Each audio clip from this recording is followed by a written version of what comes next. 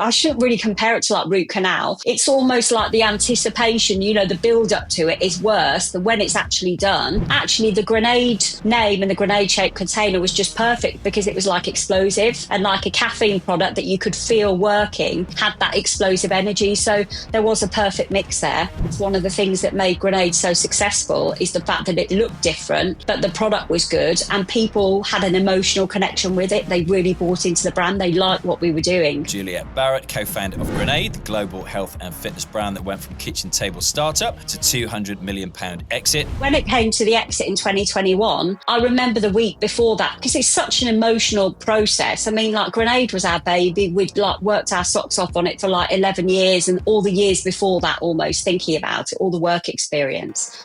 Welcome to Screw It, Just Do It, the show for those who decided to screw it and just did it. I'm Alex Chisnall, host of this podcast and co-founder of the Festival of Entrepreneurs at the NEC in Birmingham this October 8th and 9th. This is the podcast that brings you face-to-face with the entrepreneurs and business rebels who threw caution to the wind and built something extraordinary. Quick heads up, registration is now open for this year's Festival of Entrepreneurs. Join us at the NEC in Birmingham on October the 8th and 9th for 2 game-changing days with 200 plus speakers and thousands of ambitious founders. Get your free limited 2-day pass at festivalofentrepreneurs.co.uk or click my personal link in the show notes. Juliet, welcome once again. Thank you. Lovely to talk to you again. You too. Been a few years. And in that time, you've sold Grenade for 200 million back in 2021. Question to kick things off would be, if you could go back in time and keep the business instead of selling it, ... what would you do? If we could have gone back to where the business was in 2014 and not sold a majority, then yes, definitely.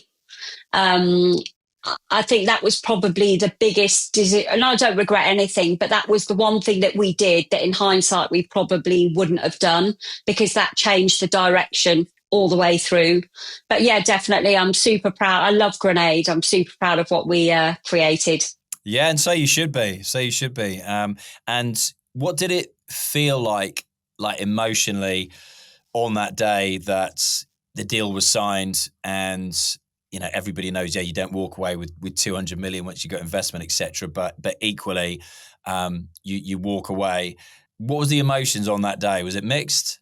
Yeah, definitely. I mean, a lot of people that have a business, people that haven't got a business always say, what's it like? And they think it's about the money. But, a lot of entrepreneurs and people that have founded a brand, actually, it's not about the money. And because we've had a couple of rounds of private equity in 2014 and 2017, the sort of life-changing aspirational purchases like the house, the cars or whatever, those had almost been done before.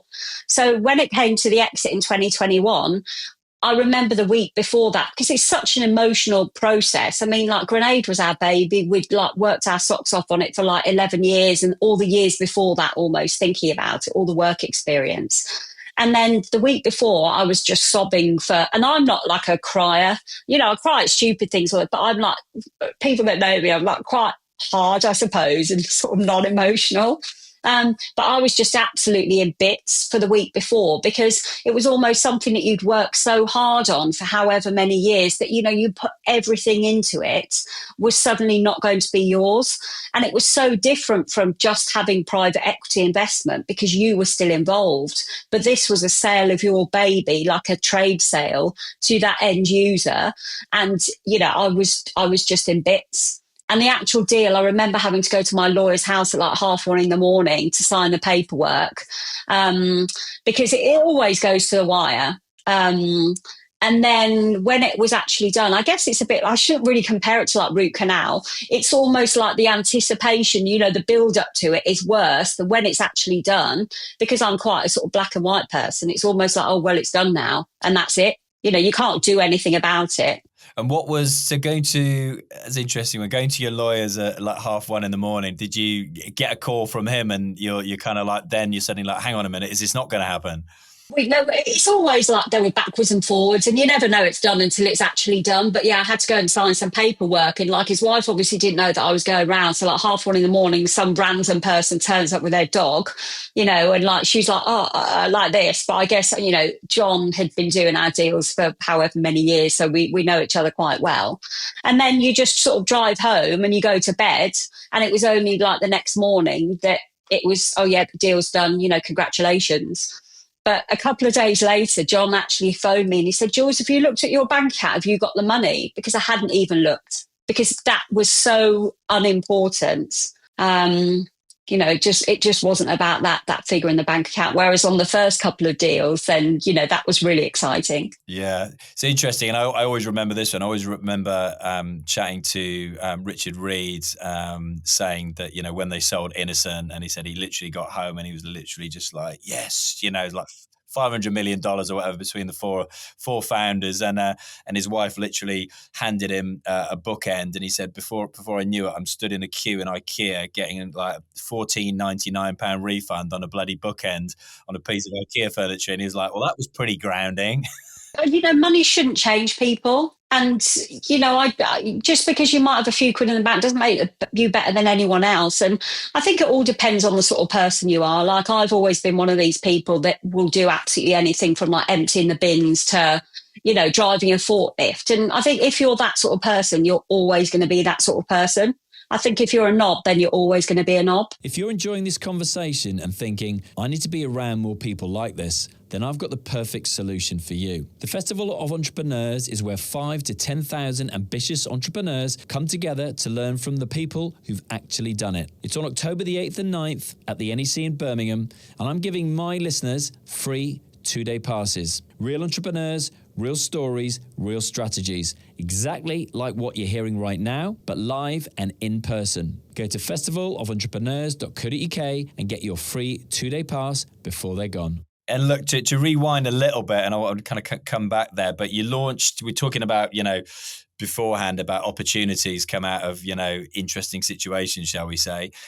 You launched Grenade during a recession with, I believe, something like £500.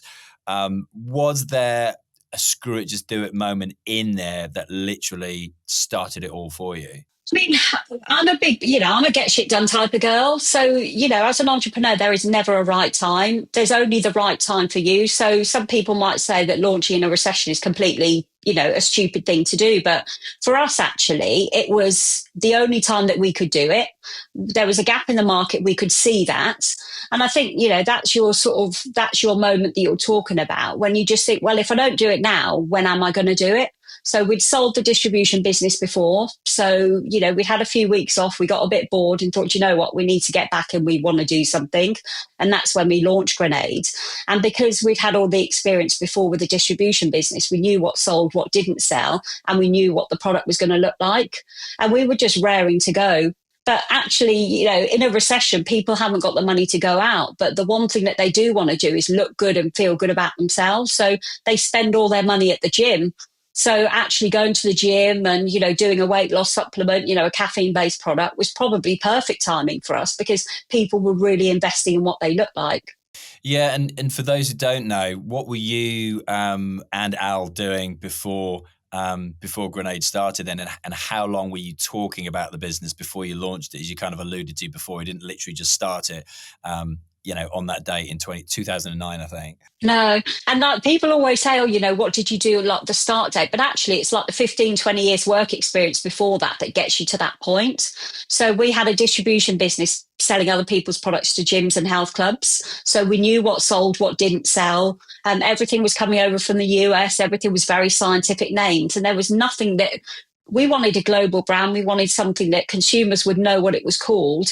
Doesn't matter what language they speak, by the look and feel of that product. Hence the grenade-shaped container and something that really did stand out on the shelf. I was going to say, you certainly nailed that, didn't you? Yeah, and also I think, it sounds a bit creepy, but there should always be a bit of the founder's personality in the products. So, we weren't boring white tub type of people. We wanted something that really stood out, that was distinctive, that had energy, that, had a bit of personality to it. And, I think that's one of the things that made Grenade so successful, is the fact that it looked different, but the product was good and people had an emotional connection with it. They really bought into the brand. They liked what we were doing. And so that was, just to reiterate it, that was like super intentional from you from the very start, that the branding was going to be bold and it was going to be different to what everything else was looking like on the shelves. Yeah, definitely. And, we struggled to start off with coming up with a name. And I think that's one thing that brands always do. They sit down, they think, right, they go through all the names and realise someone else has trademarked it. But actually the Grenade name and the grenade shaped container was just perfect, because it was like explosive, and like a caffeine product that you could feel working had that explosive energy. So there was a perfect mix there. And I'm always interested to know this. I don't think I've asked you this one before, and a couple of times we've chatted before, but at what point did you think this isn't just a product anymore, it is a brand? Like, at what point does that kind of cross over and you realize you've built something that kind of resonates, globally, and it's not just something sat on a shelf that somebody like a supermarket could do their own version of that, I mean, there was nothing in our products that were unique. None of the ingredients, there were magic ingredients. Everyone had access to them. So I think initially we wanted to be like the Red Bull of sports nutrition. So we wanted one product that really stood out. But because it was in a grenade-shaped container, some people thought that it was a bit gimmicky. And to actually build a credible brand, we needed more than one product. So I think you can easily have a brand on one product, but to have a credible brand, you probably need more products in the range to make consumers buy it, if that makes sense. So we always wanted a global brand. We never talked about, I want a global product. It was always, we want a global brand. Okay.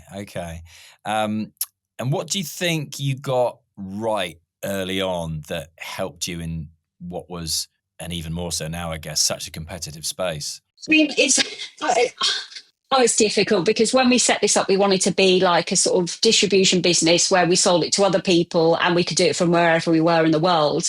And then we realised when it was sat with 2 distributors and we were in Florida and it wasn't selling, we thought, shit, we better get back to the UK and make it work. So that's when we started to do everything.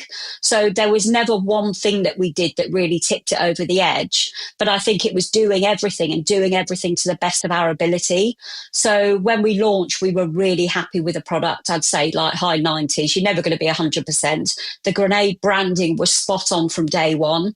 We checked everything that went out, the artwork, the tone of voice. We made sure that we always had that sort of tongue in cheek, but we were never offensive. So we were like really on it with the detail. And I think that's key, so that everything we did, people knew that that was Grenade and they bought into it.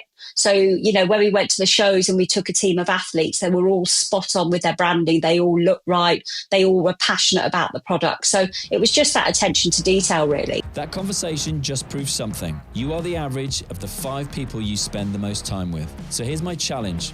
Upgrade your network. The Festival of Entrepreneurs is happening October the 8th and 9th, and I'm giving my listeners free 2-day passes to get in the room with 5 to 10,000 entrepreneurs who are actually building something. This is where the risk takers, the game changers, and the people who've decided to screw it and just do it come for inspiration, education, and connection. Don't just listen to their success stories, go meet the people living them. Grab your free pass now, because the biggest risk isn't taking a chance, it's missing the opportunity entirely. If this conversation resonated with you, don't just sit there, act on it. Make sure you follow or subscribe for more game-changing conversations, and remember, the only thing standing between you and your business breakthrough is the decision to screw it and just do it.